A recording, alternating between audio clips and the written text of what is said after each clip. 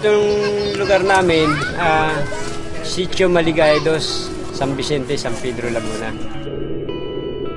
Siyempre, alam mo naman, ganitong lugar, squatter area, tabing release, dikit-dikit ang bahay. Madilim talaga rito sa lugar ko na to. Wala kami dito sa loob, lagi kami sa labas. Nadadapa kasi madilim, yung dadaan mo, hindi mo alam, may nakaharang. Tutulog na lang ako, wala ilaw eh.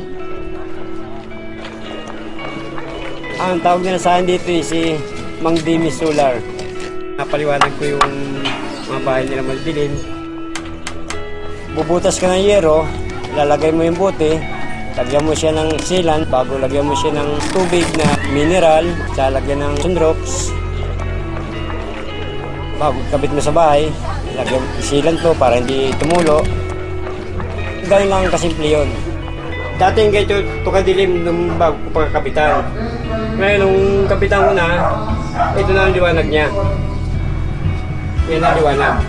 Pumili po ako kasi bote lang, tubig. Maliwanag na yung bahay mo. Bumaba yung ano ko, binayaran ko ngayon.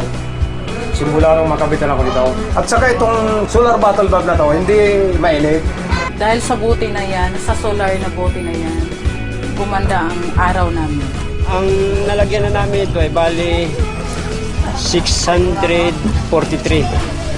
Gusto nga namin tuloy-tuloy para marami nga matulungan mga tao rin na yung maliwanagan mga bahay nila madidilim. Parang katulad na rin ng bumbilya. Yung dati natin nakalimutan, napakinabangan na ngayon.